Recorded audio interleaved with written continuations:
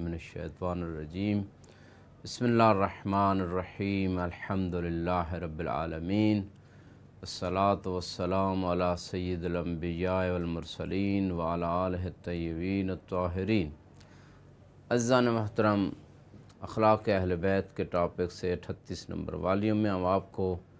یہ بتانا چاہتے ہیں کہ تمام وہ چیزیں جو ہمارے نفس کو، ہماری روح کو، ہمارے دل کو طہارت بخشتی ہیں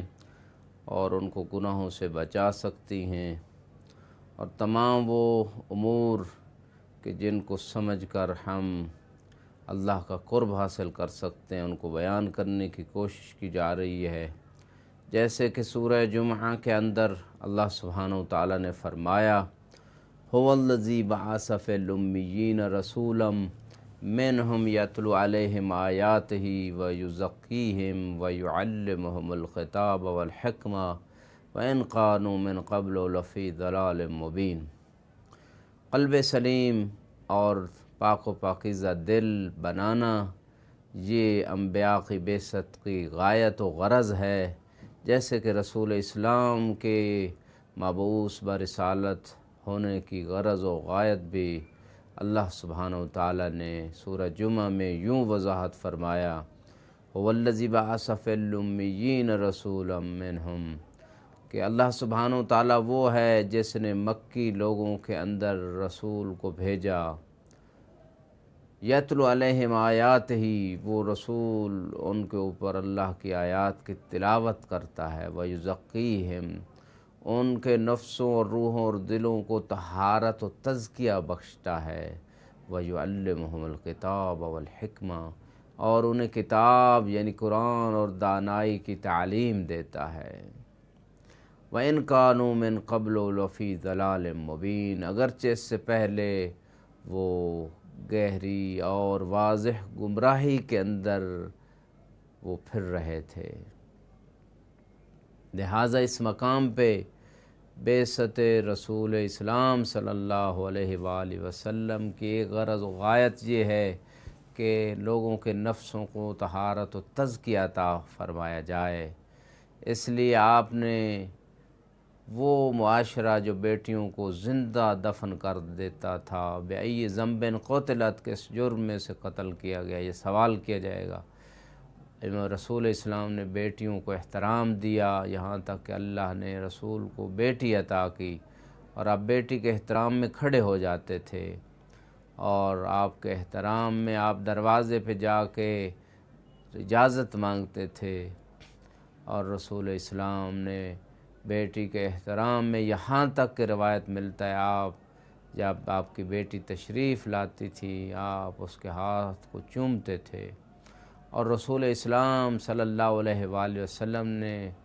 بیٹی کو حق وراثت دیا، بیٹی کو احترام دیا، یہاں تک کہ جناب فاطمہ سلام اللہ علیہا کی شادی خود خدا نے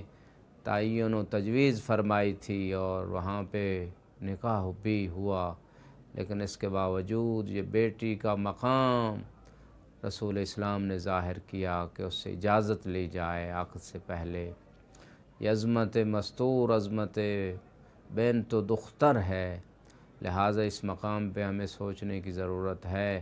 کہ تزکیہ و طہارت نفس کے لیے جب رسول اسلام آئے ہیں، وہ کون سی خرابیاں ہیں جو ہمارے دلوں کو لگی ہوئی ہیں،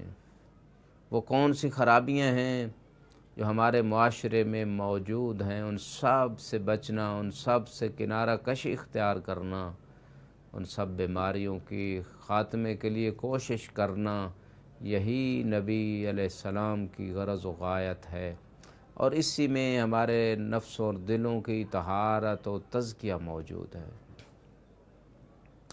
لہٰذا اس مقام پہ اگر ہم غور و فکر کریں اور اس بات کو سوچیں اور سمجھیں کہ وہ کون سی ایسی چیزیں ہیں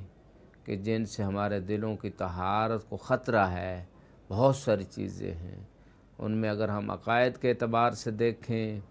تو شرک یہ نفسوں کو، دلوں کو، روحوں کو اور عقلوں کو تباہ و برباد کر دیتا ہے، اس لیے کہا گیا ان الشرک لظلم عظیم، کہ شرک بہت بڑا گناہ ہے، کیونکہ اللہ کے اوپر ہے۔ جتنی عظیم ہستی ہوگی اتنا بڑا ظلم ہوگا۔ جس کا حق مارا جائے گا، جس ہستی کا اس ہستی کی شان کے مطابق ظلم کی جو ہے وہ بھی اس کی وسعت بڑھ جائے گی۔ لہٰذا اس مقام کے اوپر ہمیں یہ سوچنا ہے کون کون سی ایسی بیماریاں ہیں جو ہمارے دلوں کو لگی ہوئی ہیں۔ شرک کے علاوہ نفاق خطرناک بیماری ہے جو روحوں کو لگی ہوئی ہے۔ اور نفاق کیا ہے کہ انسان زبان سے تو کہے کہ اللہ کے علاوہ کوئی معبود نہیں ہے، رسول کے علاوہ کوئی جو ہے آخری نبی نہیں ہے، 12 ائمہ کے علاوہ کوئی امام نہیں ہے، قیامت کا اقرار کرے، لیکن اپنی ڈیلی لائف میں عمل میں ایسی چیز نظر نہ آئے، دھوکہ فریب میں لگا ہوا ہو، اس کا مطلب اللہ کو رازق نہیں مانتا، گناہوں میں لگا ہوا ہو، اس کا مطلب یہ ہے کہ وہ نہیں مانتا کہ اللہ دیکھ رہا ہے، اللہ سن رہا ہے، اللہ حساب لینے والا ہے اور میں اس کا بندہ ہوں۔ یہ نفاق کی علامت ہے کہ زبان سے انسان اقرار کرے اور عمل کے ذریعے کچھ اور ظاہر ہو، اس کا مطلب ہے دل میں وہ چیز راسخ نہیں ہے، دل میں اس بات کا یقین نہیں ہے۔ قیامت کے بارے میں کہے زبان سے کہ آنے والی ہے، حساب و کتاب ہے، لیکن دھوکہ و فریب کرے، حرام و حلال کی پرواہ نہ کرے اور کوئی پرواہ نہ کرے کہ کیا چیز اس کے لیے نقصان دہ ہے، کیا چیز اس کی آخرت کے لیے بہتر ہے۔ یہ ساری چیزیں جب ہم ان چیزوں پہ غور کرتے ہیں تو ہمیں دیکھنا چاہیے کہ اس خطرناک موذی مرض نفاق سے بچنا ہے۔ اور دوسرا ایک نفاق کا معنی یہ بھی کیا گیا جو عقیدے کے اعتبار سے ہے کہ اللہ رسول اہل بیت یا قیامت کو زبان سے مانتا ہے، دل سے نہیں مانتا، یہ بھی نفاق ہے۔ اور منافق کے بارے میں کہا گیا ان المنافقین فی الدرک الاسفل من النار، کہ منافق جہنم کے گہرے ترین گڑھے میں ہوں گے۔ خدا ہم سب کو اس مرض سے بچائے، شرک کی مرض سے بچائے، کیونکہ خدا کی اطاعت کے علاوہ اگر ہم دکھاوے کے لیے کام کرتے ہیں تو نعوذ باللہ یہ خدا کے ساتھ اپنے نفس کو، اپنے دل کو شریک قرار دے رہے ہیں۔ تو اس کا معنی یہ ہے کہ یہ بھی ایک قسم کا شرک ہے۔ قرآن میں ان اللہ لا یغفر یشرک بہ، خدا اس بات کو نہیں بخشے گا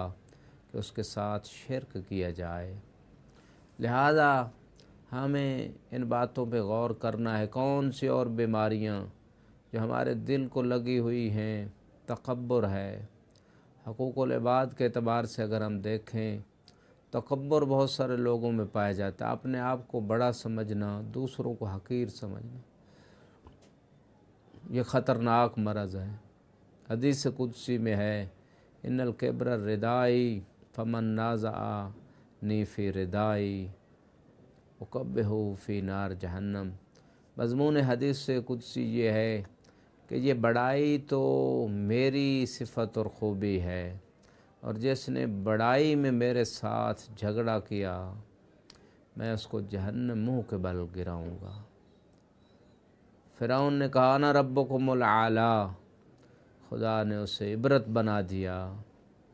اسی طرح ہر زمانے کا فرعون اور فرعونیت جیسا وصف مختلف لوگوں میں، مختلف رنگوں میں، مختلف صورتوں میں، مختلف درجوں میں ہوتا ہے۔ ان الانسان لیطغی اذا رآہ استغنی، انسان اس وقت فرعون بن جاتا ہے، سرکش ہو جاتا ہے، خدا کی نافرمانی پہ اتر آتا ہے جب اپنے آپ کو غنی دیکھتا ہے۔ لہٰذا ہم اپنی تمام روحانی بیماریوں کی طرف متوجہ ہوں اور ان بیماریوں کا ہم علاج کریں، ان سے چھٹکارا پائیں، تب جا کے ہمارا دل سلیم ہوگا، تب جا کے اس دل میں اللہ کی محبت داخل ہوگی، تب جا کے ہم محبوب خدا بنیں گے۔ وآخر دعوانا ان الحمد للہ رب العالمین، والسلام علیکم ورحمۃ اللہ وبرکاتہ۔